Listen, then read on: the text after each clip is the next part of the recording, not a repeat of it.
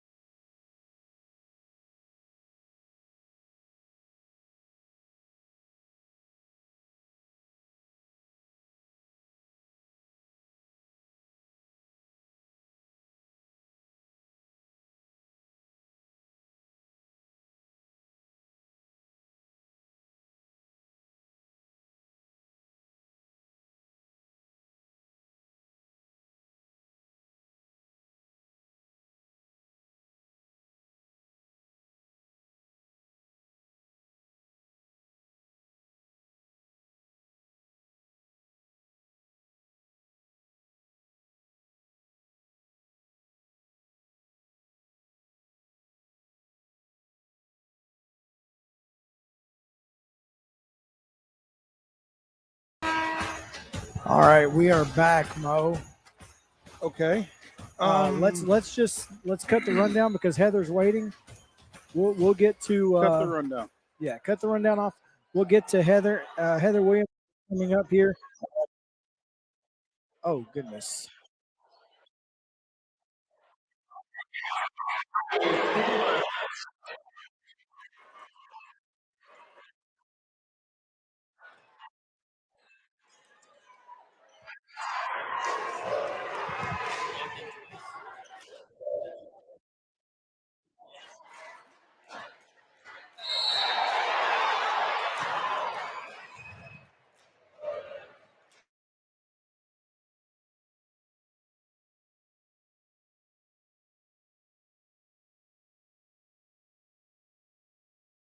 Mid-Tennessee Bone & Joint treats your orthopedic injuries and existing conditions. Our trained physicians will get you back in the game faster.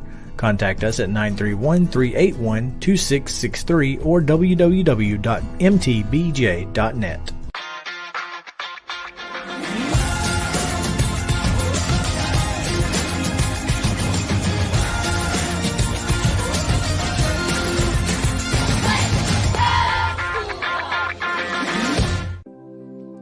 Custom Stone Handler supplies over 600 distributors and suppliers with quality stone products. Along with River Stone, we produce and distribute over 100 building, landscape, and other bulk products.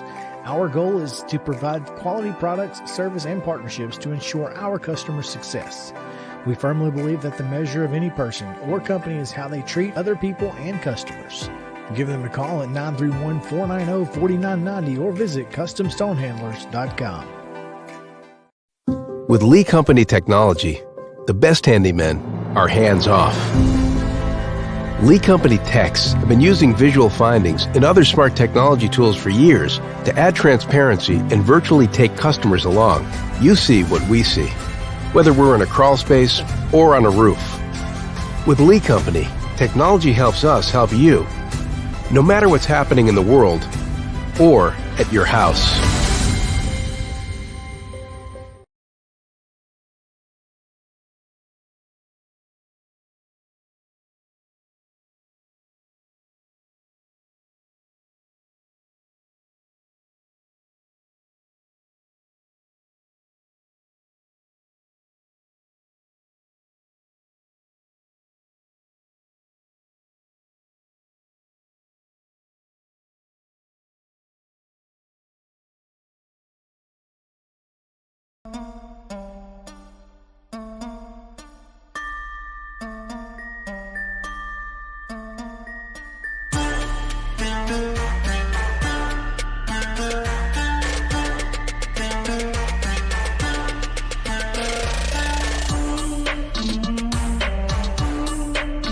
Hey, there we are. That was my fault. I had Twitter pulled up.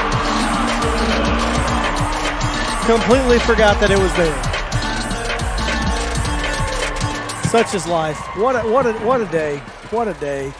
Oh, let's just go ahead and can we get Heather in here because she's going to make things a lot better. Maybe she can bring some sanity to this otherwise insane broadcast. Wild and Wacky Wednesday. Yeah. Heather, what's up? It's the joy of on. Yeah, absolutely. That's all it is. I mean, let's be honest. I don't think I can pretend that we had paid attention to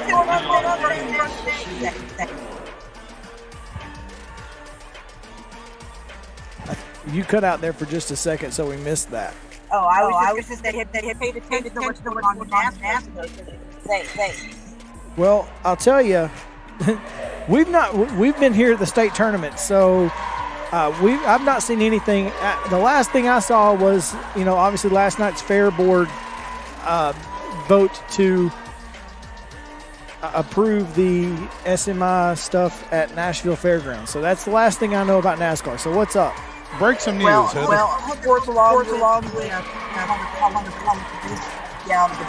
biggest penalty in NASCAR. They received the penalty of 100 bonus points, 10 playoff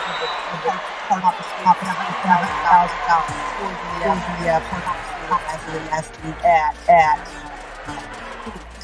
and also Dick Hamlin was penalized comments on his podcast about purposely wrecking Ross Chastain. Hate when that happens. They have very the so they're friends. Yeah. Yeah, I'm sure. Yeah, there's an article on CBSSports.com. NASCAR hits Hendricks Motorsports with a historic $400,000 combined fine for unapproved parts modifications. Yeah, and that has to do with I'm not exactly basically the good of the race car. They were confiscated from off all of their race cars at Phoenix. Took them back to the R&D center and then leveled the fines today and the points penalties. According to the sanctioning body, the teams were found to have illegally modified a single-source vendor-supplied part in violation of a part of the NASCAR rulebook, which deals with how the radiator duct is assembled. So, can't do that. Clearly. Yeah, NASCAR does not like it when you mess with those single-source vendor parts. They have shown in the past that they are not afraid to lower the boom when they do that. In their Zoom meeting they had today with reporters, they pointed to basically the same penalties last year for RFK racing when they modified parts at Daytona a year ago. But basically, the points that they're leveled against these races is equivalent of 2 races. So, I mean, it's not impossible that these drivers can still get in without wins, but basically it means all of these drivers are going to have to win if they want to make the playoffs, which one of them already has a win, actually has 2 wins in William Byron, but a lot of his playoff points have also been wiped away. So life just got really tough at Hendrick Motorsports. Yeah, I mean, consider the boom lowered. All 4 Hendrick Motorsports teams and the number 31 colleague racing team, as you said, Heather, penalized with 100 owner points and 10 playoff points. 5 crew chiefs have been fined $100,000 each and suspended for the next 4 Cup Series races. And Larson, Byron, Justin Haley, and Alec Bowman penalized, like you said, those 100 driver points and 10 playoff points. So, and the only reason why the 9 team wasn't penalized driver points is that Chase is currently not in the car, so he doesn't run for driver's points in the Cup Series. He's Josh Berry, who's driving that car right now, is running for driver's points in the Xfinity Series, so there's no driver's points to find that team. But basically, they all got the same penalty. That's the only difference, is that their driver's not running for Cup Series points. Gonna have to win to get in. Yeah, basically, which has never been an issue for any of those teams. I don't anticipate that will be an issue for any of those teams. They didn't take away wins from William Byron, so he's already in. But it will, those 10 playoff points, that could be the difference between advancing in a round. I mean, Chase Elliott last year basically advanced to the final round just by the amount of playoff points that he accumulated during the regular season, because he did not have a very good playoffs. But so those playoff points, they carry over. The points that actually carry over into the postseason are almost as valuable as driver points. And to take 10 of those away from each of those teams, that's probably the biggest deal of all of this for Hendrick Motorsports. Meanwhile, Heather, as you mentioned, Denny Hamlin getting penalized for admitting that he basically put Ross Chastain in the wall this past weekend. Is there bad blood there between Hamlin and Chastain, or what? Oh, yeah, this goes back to last year. They were constantly getting into tussles last year. Hamlin pretty much thought that Chastain didn't race respectfully, and they always seem to be racing around each other. I mean, when you're racing up front, I mean, the same guys race around each other all the time, right, in packs. So they always seem to find each other, and they had several incidents. More so that Denny thought that Ross was racing him unfairly or putting him into the wall. There was one incident where he felt like Ross actually wrecked him on purpose and felt like he owed Ross. So I guess he had held on to that until this year and then paid him back last week, which is fine. But I don't know why you admit it. Well, I mean, Guess he I don't thought know. nobody was listening. I guess maybe he did feel like nobody was listening to his podcast. But I mean, if you're going to do it, you might as well own it. And then just deal with the fallout from it. But in this article I'm looking at again on CBSSports.com, Hamlin claimed that Phoenix was not retaliation for any past incident, and he admitted that he cost himself and the team points in doing it anyway. But, it sounds a little sounds like there's some conflicting backtracking. So some walking back or whatever. I don't know. But, like you said, Heather, I mean, you can't do that and then admit it. Yeah, just don't tattle on yourself. I mean, let's be honest. Guys retaliate all the time. Bubba got suspended for retaliating last year when it was pretty obvious. There was the incident with Denny and William Byron last year, also resulted in the penalty because it's pretty obvious. But these little smaller skirmishes happen quite frequently. You just don't want to tell on yourself. I mean, I remember an incident. I think Denny might have been involved in this too. Many years ago in an Xfinity race where Denny put someone into the wall and somebody asked him if it was retaliation for an earlier incident. He was like, nope, sun got in my eyes. It was clearly retaliation. But he has to be smarter than that. Again, I think I have some level of respect for the guy for saying, yeah, I did it. I mean, I don't know. So, well, I guess I'm glad that there was some excitement this week in NASCAR because Sunday was not as exciting, to say the least. Yeah, they still don't seem to be able to have fixed the issues that this car has with the short track. And as good as the racing is everywhere else, it's really unfortunate that it's not good on the short tracks. But right now it is not good on the short tracks. They got saved a couple of times by great finishes last year, notably Martinsville, and then also Bristol Dirt. But even dating back to last year, the racing at the short tracks has not been good. And I guess it's back to the drawing board because this race package that they put in for the short tracks actually got pretty good reviews and testing. So it was extremely disappointing that the race was kind of a snooze fest. Yeah, it's a struggle for, obviously for NASCAR to try and figure out how to make it work over the next, obviously the rest of this season. Hopefully they can make some tweaks here and there. But, what are your expectations this week? Should be interesting with the new pit road marker and coming into turn 3 and everything else that goes with Atlanta. Well, I mean, Atlanta is now one of those races like Daytona and Talladega that's going to be exciting just because of the kind of racing that they have there, because they're now drafting there, because it's kind of a super speedway, intermediate track hybrid. It's going to have excitement because they're going to be so close. There's going to be wrecks. There's going to be near misses. There's going to be hold your breath moments just because of the type of racing. So, and the intermediate racing has also been so good with this car that I expect Atlanta to be a really good race from an entertainment standpoint. The biggest challenge with this car, this project is very ambitious from NASCAR because they want these cars to not be track specific. They want you to be able to run a car at Atlanta that you run, at Bristol that you run, at Martinsville that you run, at Daytona that you run, at Kansas.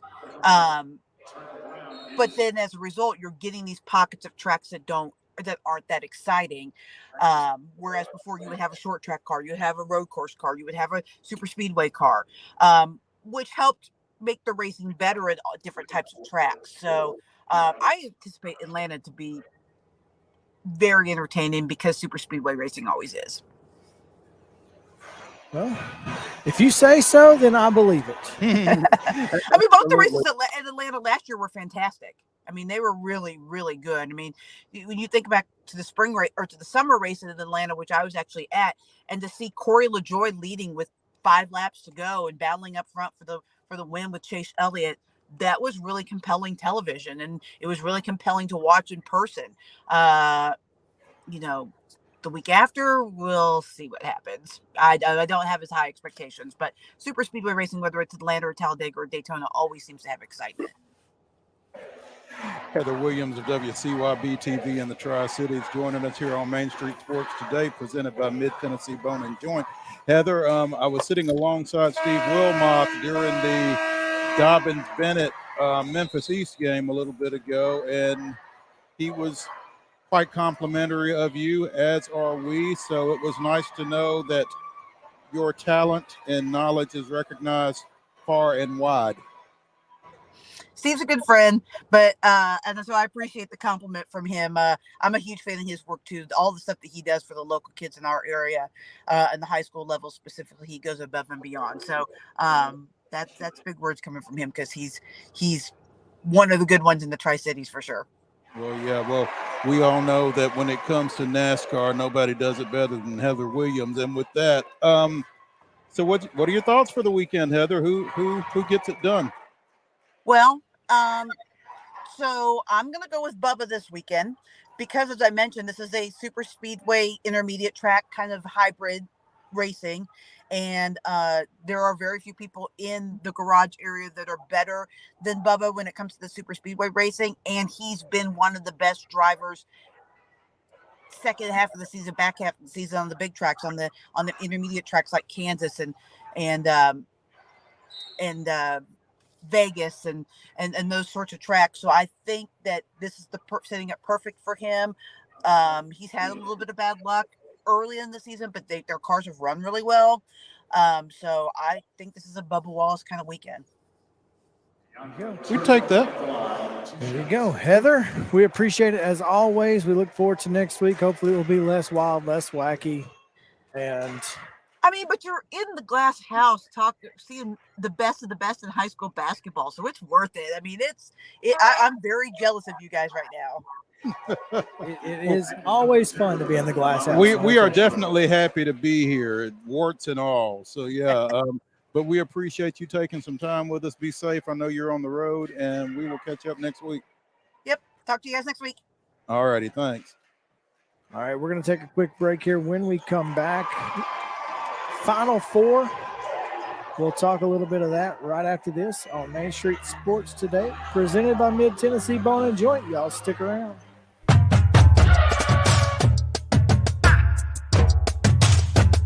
Hi, I'm Stephanie Miller from Mornings on Main Street. Join us March 23rd at Bridgestone Arena with the Nashville Predators for Main Street Media Night. I know Devin O'Day will be here. You know I will be, Stephanie. Plus, you can register for a Predators prize pack. They were going to call it the Hockey Hootenanny, but they changed. So that it's going to have 4 tickets and food vouchers. You got to register to win. We're looking forward to seeing all of our Main Street Sports Today fans, right, Chris? Absolutely, we are. And we could not do this without, of course, our owner, Dave Gould, and our friends here at Smashville.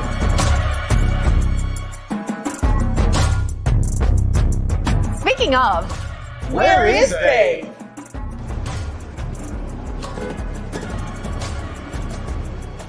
We will see you March 23rd for Main Street Media Night. Let's go, Chris!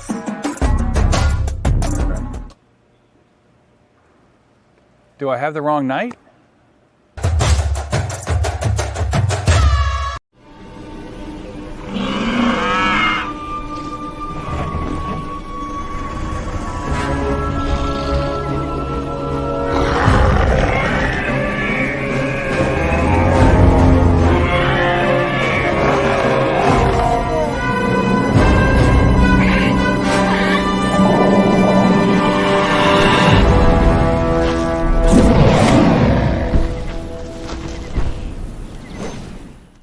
This is attorney Bart Durham, and this is me. I'm Aaliyah. Keeping in good physical condition is really important to me.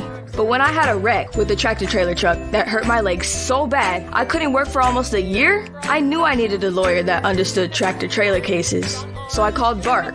Bart gets millions of dollars for his clients every year. At Bart Durham Injury Law, we've handled hundreds of tractor-trailer cases. My dad and I want to help. Give us a call at 615-242-9000.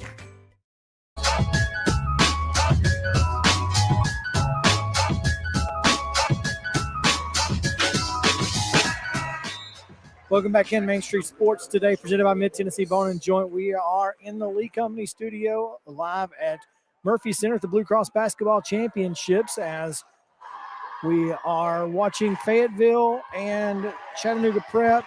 Tough end here for Fayetteville. They were up 47-46. Foul called on the Tigers and immediately was hit with another technical foul. 4 straight free throws put Chattanooga Prep up 50-46, and they're running out of time. Yeah, it is what it is. Fayetteville's going to fall here most likely. They're down 6 with 16.2. I guess it's possible. And they just got the ball back. They do have a timeout, which I think is the most important thing here. But you got to shoot. But you got to shoot the ball. Get a shot up. And it needs to be a three. Game. That was out here dribbling.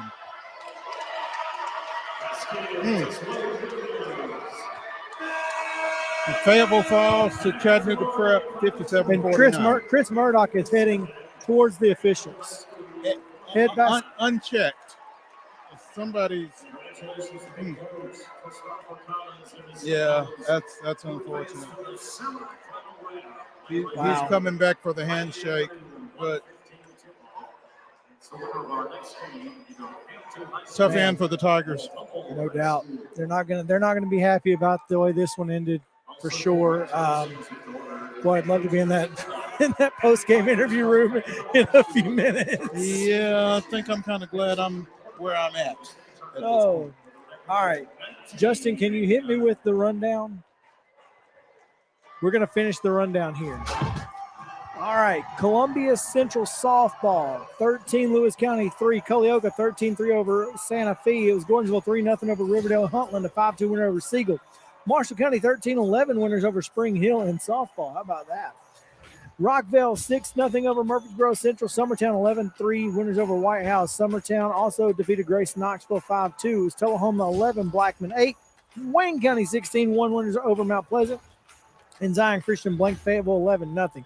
Boys soccer action, Hendersonville Father Ryan to a 0-0 draw. Wilson Central 4, Gallatin 1, Hunters Lane 3-1 winners over Greenbrier. It was 8-0 the win for Lebanon over Watertown, and Green Hill the same score over Macon County. Station Camp blanked Mountain Juliet 5-0, and Oakland was a 3-0 winner over Smyrna. Spring Hill defeated Columbia Academy 6-0, and Marshall County was a 4-2 winner over Zion Christian. In NIT action at Memorial Gym, Vanderbilt defeated Yale 71-62 last night. In college baseball, Vanderbilt with a 15-6 win over Belmont at First Horizon Park. Tennessee defeated Lipscomb 10-0. It was Western Kentucky 8, Austin P2. Trevecca with a 10-5 win over Union, and Milligan defeated Cumberland 11-3. In junior college action, Columbia State and Wabash Valley split a doubleheader. Wabash with an 11-5 win. The Chargers with a 4-3 victory. Also in college softball action, Indiana defeated Belmont 10-6, and Trevecca with a 5-4 win over Union. On the ice, the Preds stay hot, defeating the Red Wings 2-1. All right, we've got Humboldt and Hampton set to tip off here at 2:45 in Blue Cross basketball action. Middleton and East Robertson to follow at 4:30. University School Jackson will take on McKenzie in the nightcap. Tomorrow morning, Alcoa Pearl Cone at 10 a.m., Brainerd Fairview at 11:45. And at 1:15, it's Douglas and York Institute. Baseball action earlier today, Gallatin with a pair of wins, one over Bartlesville, Oklahoma 4-2, and then the same score over Olive Branch, Mississippi. John Overton, a 1-0 winner over Stratford. Fulton taking on Whites Creek right now. Lipscomb Academy is taking on Hendersonville. Also at 2 o'clock, Hume-Fogg and Hunters Lane. At 4, it's Knox Catholic BGA, Noble, Oklahoma CPA. 4:30, Tullahoma Good Pasture. And St. George's versus Hendersonville, as well as Joe Burns is at White House Heritage. At 5 o'clock, a doubleheader, Jackson Northside and Laverne. At 6:30, Lebanon is at Beach. Page is at Rockville at 7. Seagulls at Stewart's Creek at 7. And Nolensville at Wilson Central also at 7. In softball action, Columbia Central defeated Tullahoma 10-2 earlier today, and the precursor to the Mid-State Classic over at Ridley Park in Columbia. Later today, Lawrence County is at Spring Hill. That's a 5 o'clock first pitch at 6. Eagleville is at Coffee County at 6:30. Huntlands and Blackman. Wilson Central is at Oakland, and Riverdale is at Smyrna. On the pitch, Culleoka travels to Hickman County. First touch at 6 o'clock. At 7, Siegel is at Rockvale. Baseball today. Hillsdale plays a doubleheader at Tribeca. First pitch, first game is at 3 o'clock. In softball action, let's see. Ongoing right now at Ridley Park is Columbia State and Motlow State. And at 6:30? I'm pretty sure it's 6:30. At 6:30, Austin Peay takes on the University of Tennessee. At 5 If you don't have tickets to that, too bad, by the way. If you were planning on going and don't have tickets, don't plan on going. Don't go. Yeah. Let's see. SEMO is at Middle Tennessee State, right over our shoulder here at 5 o'clock today. In progress, Green Bay is at Lipscomb, followed by Eastern Illinois at Lipscomb. The Green Bay one's probably over at this point. Okay. But this was supposed to be for a 2 o'clock rundown, not a 2:50 rundown. My bad. 4 o'clock on ESPN Plus, Alabama Birmingham. The Lady Blazers are at Tennessee State, and a doubleheader ongoing at Cumberland as they host Mount Mercy. In the association, Mount Mercy. Yeah. In the association, Memphis travels to Miami. That's a 6:30 tip on Valley Sports South, maybe. And that is your rundown.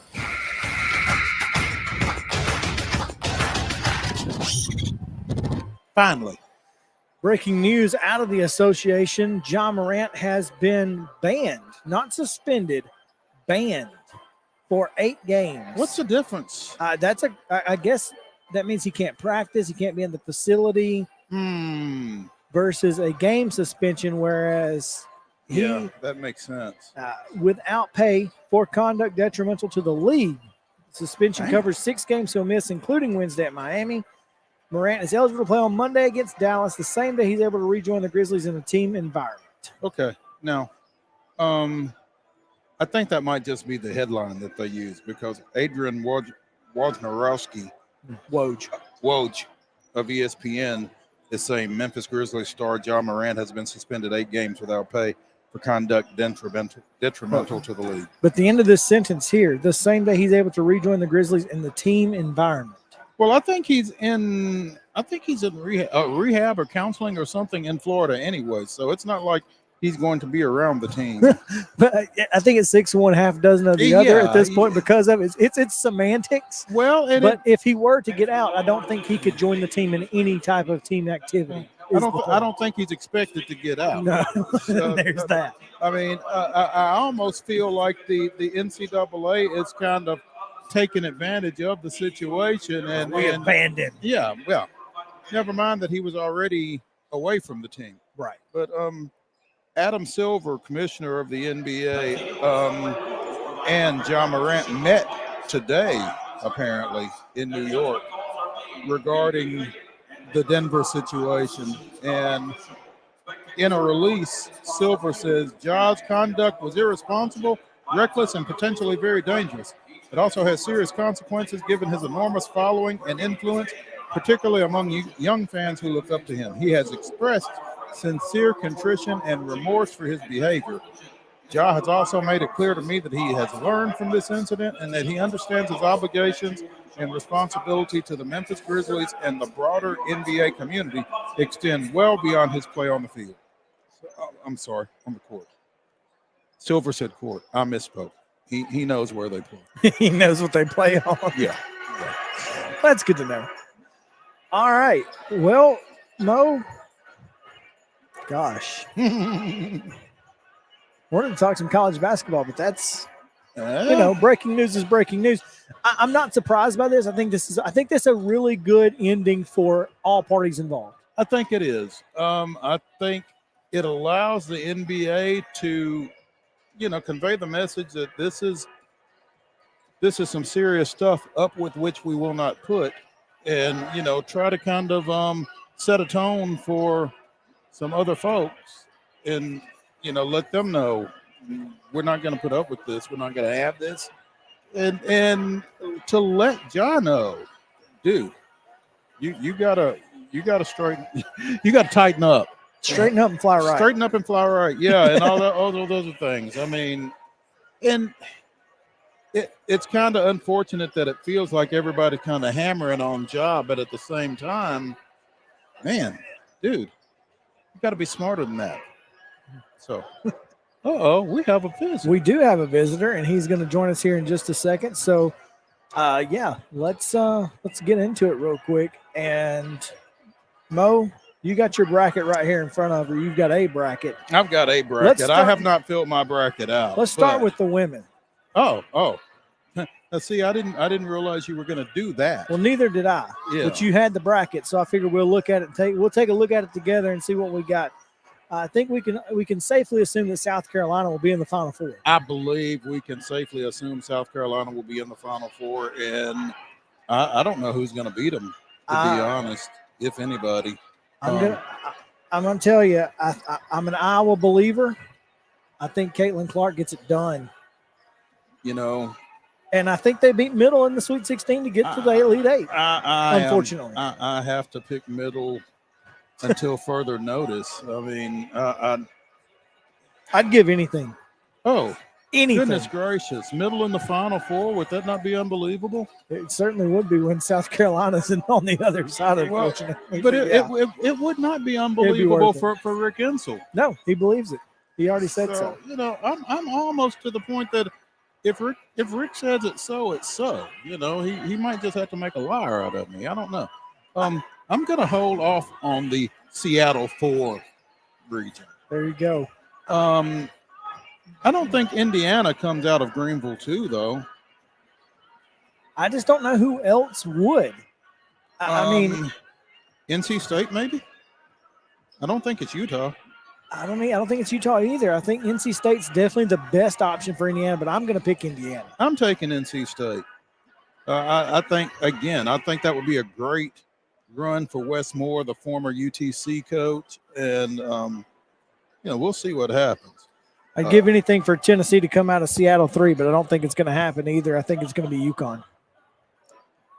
I don't know, man. They have just battled so many injuries over the course of the season. I don't know if it's them or not. But again, it's one of those situations where if it's not them, I don't know who it is. Right.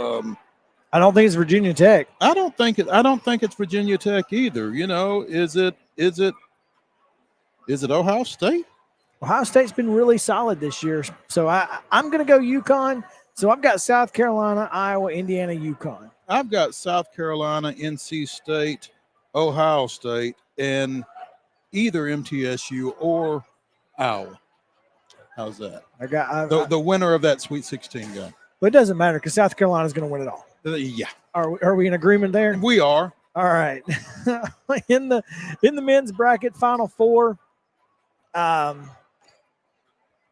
Listen, out of the South, I'm gonna stop you for a second because I don't know who wins it once they get to the Final Four. I won't have a clue. But I'm taking Alabama out of the South. They're just playing. They've been the most consistent team in the country, which is reflected by the fact that they are the overall number 1 seed. I know that it's Alabama versus everybody, as they like to say these days, but I think they're taking that on. I don't think they mind that. I'm with you on that. I think it's Alabama. Now, the East is where I'm getting weird. You ain't getting as weird as I am. Give me Kansas State. Oh my! Give me Kansas State every time. This is a great bracket. That's amazing. I think Memphis is going to up in Purdue, right? I think Memphis has got a shot to be in the Elite Eight. I don't think Purdue. Purdue has played awfully well, but like you said, I think Memphis pushes them, and Kansas State coming. Some of the things that they did in Big 12 play this year. Absolutely. Yeah. Wildcats all the way. Absolutely. Okay. On the other side of the bracket, I'm going to go. I think Houston's going to have trouble getting out of Birmingham. I think they're going to get there, but I think it's going to be tough for them to get past Texas. So I'm going to go with the Longhorns. Again, we talked about this with Joseph Sullivan earlier in the week. I would love to see the Longhorns go on a run and make Texas's administration really uncomfortable with getting rid of Rodney Terry. But I think Houston gets it done. I'd love to see a Houston, Texas Elite Eight game. Absolutely. I think that'd be fantastic. Yeah. And out of the West, it ain't Kansas. You know, I think it's UConn. I know. I think I have been. The more I read about UConn, the more I like them. They have a pretty easy path. I think UCLA is the most vulnerable of the 2 seeds. I think UConn getting to the Elite Eight is almost a given for me. And on the other side, I think VCU is going to end up getting past Kansas. I think VCU is going to upset the Jayhawks, and that's going to make it real easy for the Huskies in the Elite Eight. Here's what I think. I think Kansas doesn't get out of the first weekend. You think they get beat by Arkansas? I sure do. I've got Arkansas to the Final Four. Arkansas to the Final Four. Gene, are you listening to this? Arkansas to the Final Four. Sounds good to me. Arkansas. What? This is okay. That's weird.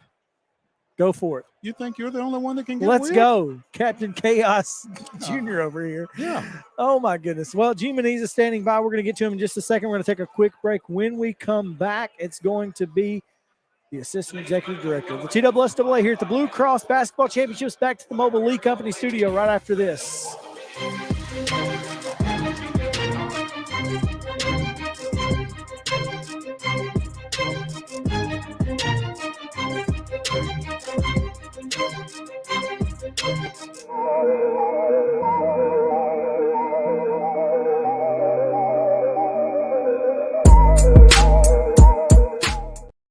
Mid-Tennessee Bone and Joint treats you. With Lee Company technology, the best handymen are hands-off. Lee Company techs have been using visual findings and other smart technology tools for years to add transparency and virtually take customers along. You see what we see, whether we're in a crawl space or on a roof. With Lee Company, technology helps us help you, no matter what's happening in the world or at your house.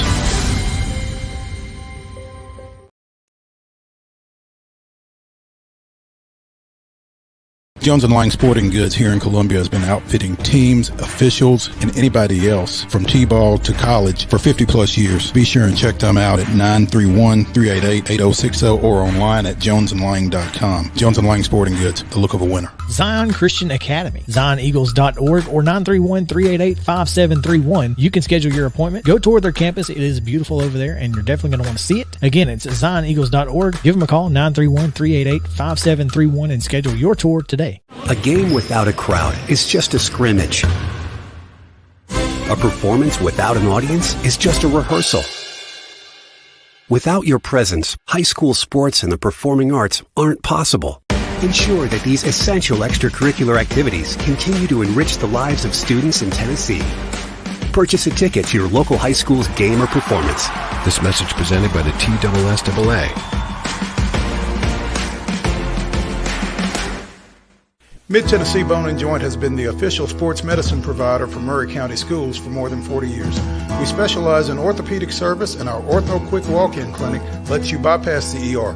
Visit us online at www.mtbj.net.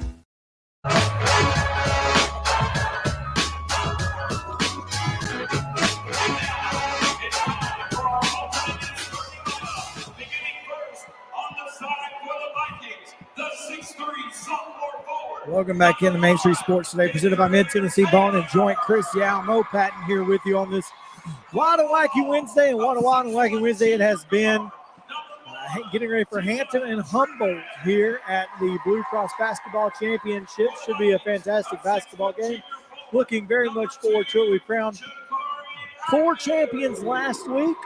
We'll crown 4 more this week on Saturday. It's going to be a lot of fun. So thanks for hanging out with us here as we are back in the Lee Company studio. Thanks to Jones & Lang for sponsoring our coverage from Murphy Center this week. We'll be back tomorrow as well. Hopefully fewer issues on the technical side than we had today. It's all good. It's all good. We are now joined by Assistant Executive Director of the TSSAA, Gene MENEES. Gene, thanks for taking some time with us today, man. I enjoy our opportunity. Good to be with you guys. Well, let's hope it's still that way by the time we get done. Because, Gene, as I mentioned to you when we set this up over the weekend, there's been a lot of conversation about officiating. I'm not going to get into quality. I'm not going to get into calls or anything like that. But I think a lot of folks need to understand the process of how officials get here to start with. Can you walk me through that? Sure. We have some criteria that all officials have to meet. And not in any 1, 2, 3 order, but they've got to, every official every year has got to register with us. Every official's got to pass a background check every year. Now, that's just to work regular season.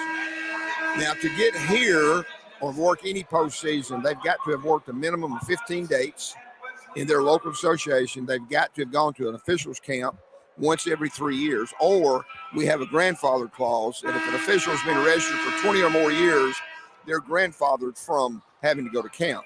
Now, how many years? 20 or more. Okay. So it's kind of a grandfather clause. What we've done is the process that to get here starts somewhere around the latter part of November. We've got 12 associations across the state. We asked all 12 to submit to us 6 names for consideration to work the state tournament. Now, when are those names submitted? They're generally into our office around December the 12th to the 15th. So we get those names sent into us somewhere around the middle of December. At that point, now we start to narrow the scope. In other words, I start looking at how many referees each association is going to get. We bring in 36 officials. We bring in 14 in the girls and boys. We bring in 8 to Division II in Cookville, which was a couple of weeks ago. So we're working 36 officials in 3 weeks. So then we start narrowing the scope. We've got people across the state that I guess we affectionately call them secret shoppers. We contact these individuals and say, Susie or Johnny's up for consideration.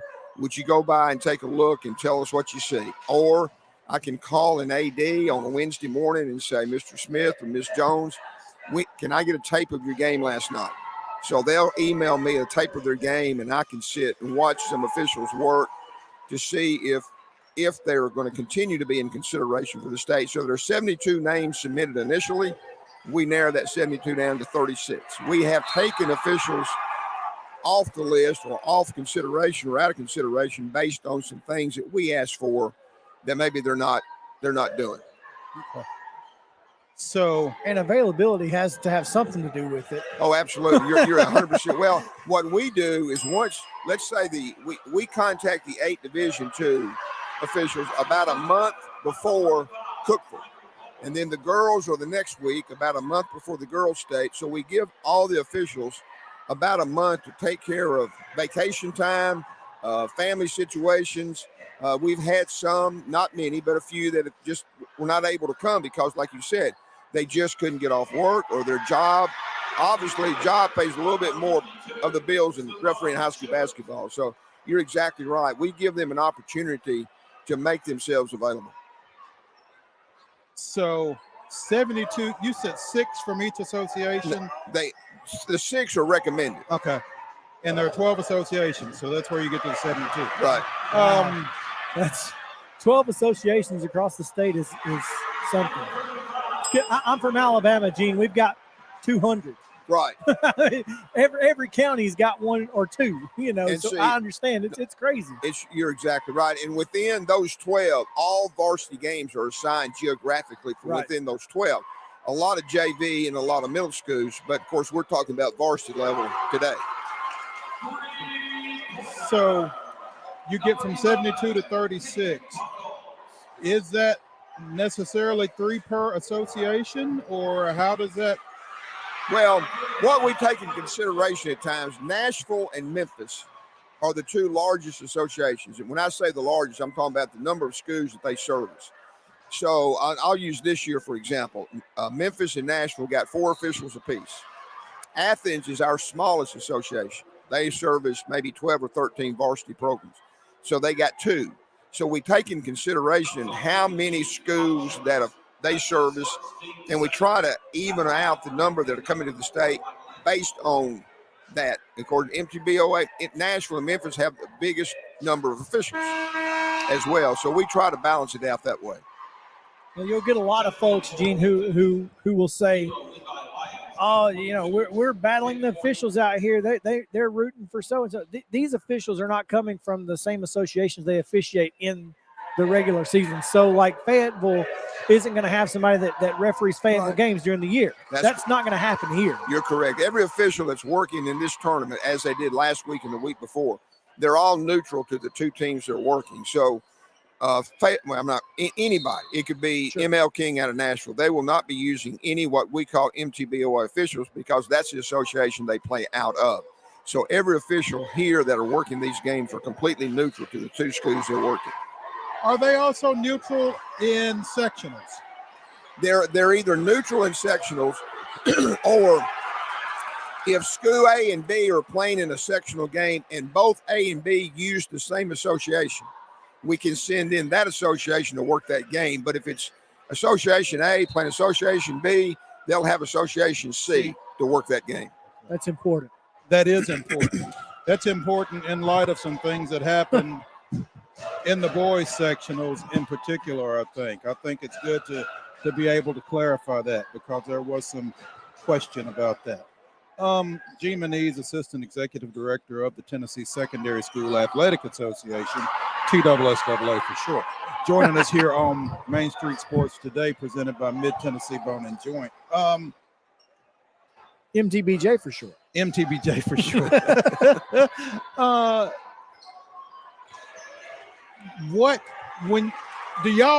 Do you evaluate officials once they get here? Yeah, what we do is, we've got 14 officials. Let's take the boys' week. Obviously, 4 games on Saturday, 3-person crews, 12 will work, 2 will not. 2 will what we call standbys. Do they run the clock, or do you have somebody do that? No, we don't. They only work the games, and on Saturday, there'll be 2 and will be a standby, which means if one of the 3 on the floor get hurt, go down, they'll come in the game. So it's a process that we just have to, we have to make a call on which 12 are going to work on Saturday and which 2 are not going to be able to work. But I tell the referees, this week, there's only 14 high school officials still working high school basketball. You're one of the 14, so consider yourself fortunate. And even if you don't get a game on Saturday, you've attained a level of officiating that a lot of officials across the state of Tennessee would love to have the opportunity. Now, based off the last couple of weeks, what you've seen, how do you feel these officials have handled the environment, the games? Do you feel like feels like there's not been too much crazy last game notwithstanding? Well, I don't care what. That's a great question. I don't care what level you are, whether you're middle school, high school, college, or NBA. You get to the NCAA Division I men and women's tournament, there's going to be some controversy. There's going to be some calls that are going to go against the team that doesn't prevail, and they're going to probably say, how did they get to the NCAA tournament? So when you see this many games that we look at over the course of a very few days, there's going to be a couple of glitches. There's going to be some stuff that happens. And I tell the referees when they come in, and we meet with them, we always meet a day before they start officiating. Guys, you're going to miss a call or 2. That's the nature of the beast of officiating. You're going to miss a call or 2. What we don't want, if at all possible, is to miss calls late in the game, because late in the games, everything's magnified. If I miss a call in the first 2 minutes, everybody's going to say I'm human. If I miss a call in the last 30 seconds, I'm not a very good official. You're a cheater. So and like you said, when you miss a call, and most referees that have been around know when they miss a call, but the next 4 or 5 whistles you have, you got to nail the call. You can't miss 2 or 3 in a row. Sure. So don't let it snowball. It's like anything else. If you miss 1 free throw, if you're a player, you got to try to nail the next one. You don't want to miss 3 or 4 in a row. So, and I think overall, these officials this week have done a good job. And last week, have there been some glitches? Sure there has, but I think overall they've been fairly consistent. They've worked hard. They've done some things that we've asked them to do, And I've always said this when we go through rule meetings, the high school rule book is basically written. There's 10 rules in a rule book. Then there's a bunch of stuff in those 10 rules, but there's only 10 rules. Now, the premise of every high school rule book, regardless of the sport, is based on safety and sportsmanship. That's what it's all based on. So we just want them to enforce the rule book to the best of their ability to give both teams an equal opportunity to win the basketball game. Gene, one of the things that we see when we're out at games, be it regular season, be it postseason, be it here, and I'm sure you see it whenever you subject yourself to going to a high school basketball game, inevitably somebody says 7-1 in terms of fouls or something like that. Fouls aren't always even. Right. I mean, do you reinforce that with officials, or do they just know that and just go from there? Well, it's the old saying in officiating is, Coach, I don't count on my call.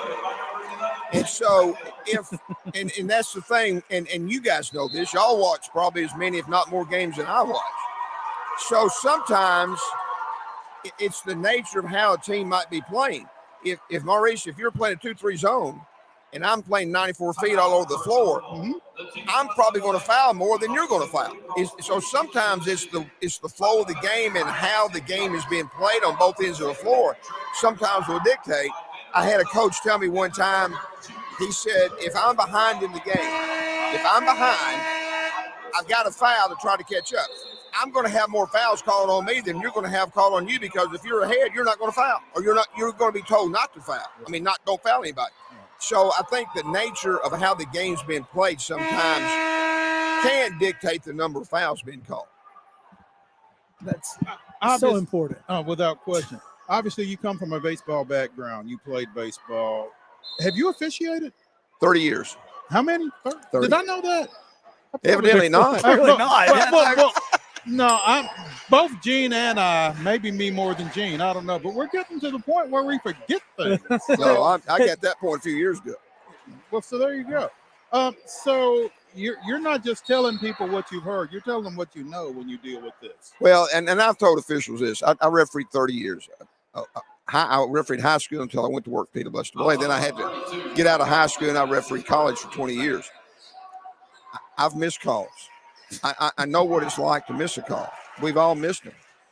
And referees we're in a people business. If you can communicate with people and treat, I mean, there's times you got to do some stuff that, whatever. But I've always said, if a coach has a legitimate question, answer his question. Just answer his question. They'll put on a clinic, don't do a survey, but answer his quick question with a short, professional answer. And so if you come across like you enjoy being there, you hustle, you do the very best you can, and you call it the same as best of your ability on both ends of the floor, that's really all at our level we can ask for. And that's all most coaches will ask for. Absolutely. At the end of the day, they're going to be like, well, he clearly gave his best. I'm not gonna be too upset with it. He did the best job he could do. I had a coach last week that lost a game, tough game, quality guy, professional guy, came up to me after the game. Well, in the hallway, it was a few minutes after.